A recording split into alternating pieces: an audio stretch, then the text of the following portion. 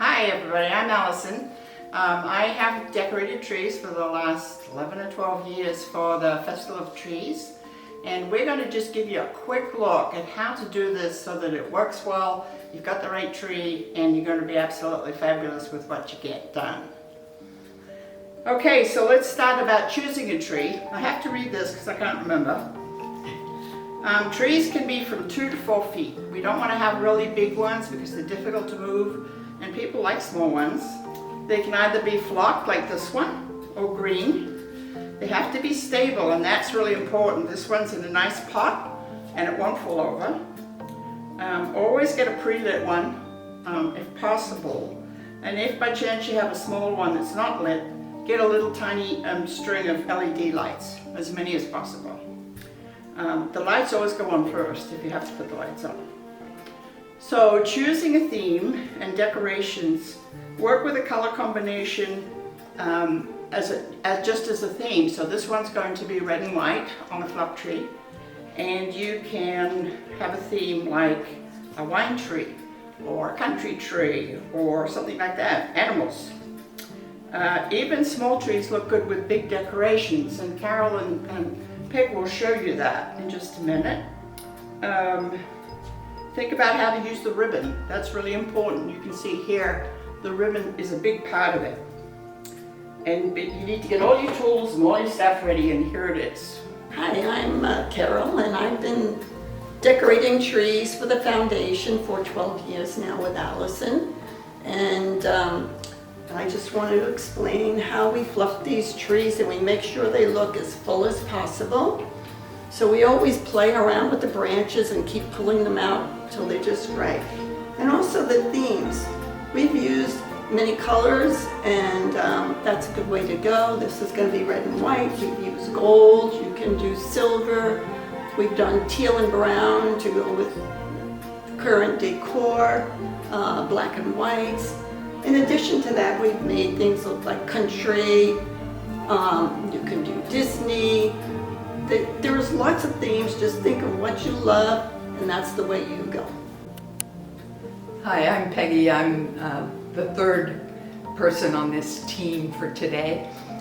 I've been doing trees with Carol and Allison for a lot of years. We love working for the foundation, and the trees have been so beautiful. So what we do after we're done the fluffing is we have to get ready to decorate this thing. And you need to assemble your materials. This is the time to think of everything in advance. You're going to need wire, because everything we put on this tree is going to have to be wired in so it doesn't fall off. It's going to be moved, so we have to make sure it's wired. We'll use a glue gun on some things because if it's too heavy, it'll need a little glue to help it. So make sure you have a glue gun. You'll need scissors. Cut ribbon over and over, and then for the wire you'll need wire cutters. So that's another part of your tool. Then the rest of your tools are all of the ornaments that you assemble, the ribbon that you assemble, the hooks that you might want to use, what we call spikes, and those are things that you might use to stick in the tree, and we'll show you how to do that in a little bit. All right, now that we've assembled all our materials, we're going to start by thinking about bows.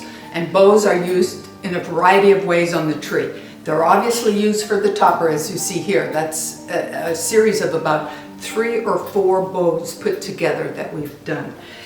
One of the important things, if you really want to make your work a little easier, is to buy ribbon that is the same on both sides. Because if you don't, you're going to end up with a bow that has blanks, and then you're going to, on one side. So that this is not a bow we can use because it only has material on one side. All right, unless we twist it, but that's a lot of work, and so you're much better off getting ribbon that you can use either way. And Carol's going to show you how to make a bow. They can be as simple as just a piece of material tied together that can be stuffed into the tree and tied on, obviously. But to make a nice bow that would fit in one here somewhere, Carol will show you now how to do that with the ribbon we have. And this is the easiest way to do it that I've found. Is starting out like this, I leave a tail and I just go back and forth. We always use odd numbers, so it could be 3 times or 5 times or 7. So you just keep going the same way like this. So that's 4, that's 5. I just pinch it and take my wire, tie my wire around it,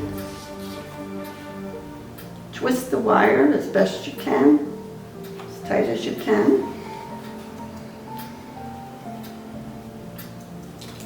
And I always cut this way from outside to inside on an angle, and you get a nice little V there. A simple, simple, simple way. And then you can just pull your bow open.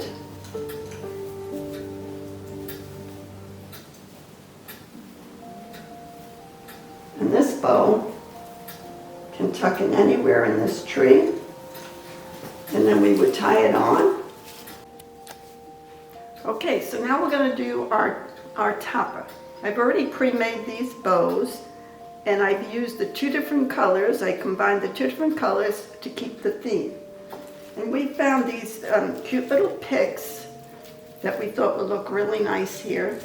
And we're going to wire 3 of them on either around. And then we found these cute little balls that we thought would look cute right in the middle. So Peg's gonna help me get this wired on while I'm talking. You usually could do this separately, but for visual here,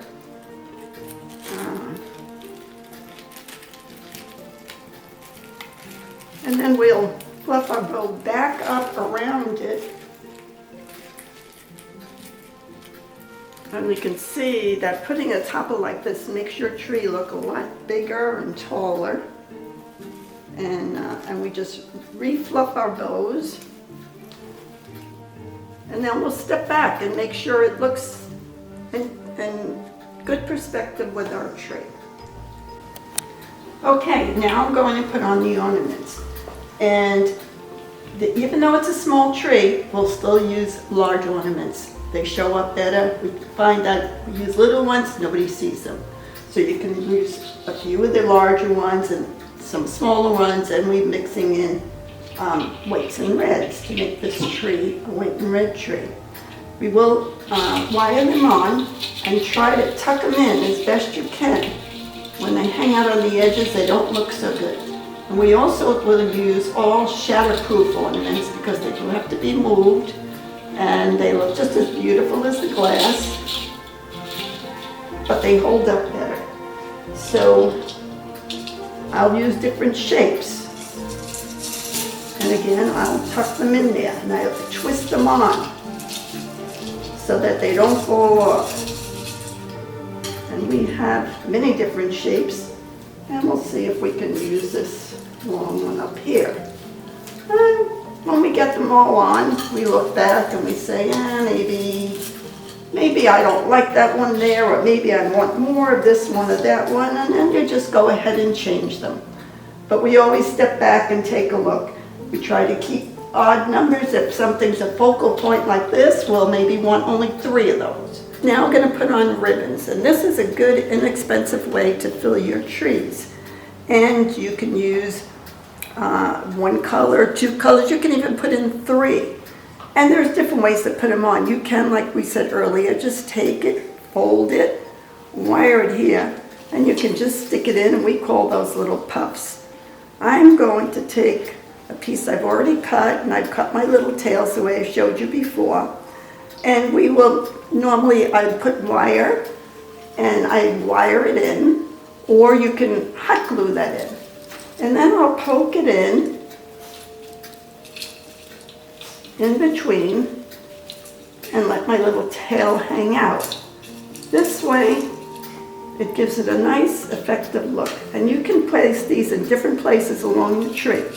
Best to push them in, poke them in, don't tie them on the edge of your branches. That always looks tacky. So make sure you get it all the way in. If your ribbon is soft like this, it'll stay, but if it's a stiff ribbon, you may need to put a little hot glue to hold that in place and hold these ends in place. And when I get done placing all my ribbons, again, I'll step back and check it out. Great, the tree is starting to come together, and we're now ready, almost at the end of the time spent on the tree. We want to put in what we call picks, and picks can be single pieces of material. We had a whole branch of this and we cut it all up so that we get a lot of these things. And what you do is just poke it in somewhere that you think it might look good, and you use wire to wire it on. And although these trees look beautiful, the flocked ones, it's very difficult to have something tied on. So what you really want to do is make sure they're tied on tight, otherwise it'll slip right out of there. The other option that you might have is to use a glue gun, because if I put a little glue, as most of you know, that would stick to somewhere in there, and then you would have a very solid thing, ornament. And you can just poke them in and then tie them in there, and then it does look like a very pretty addition to the end of the tree.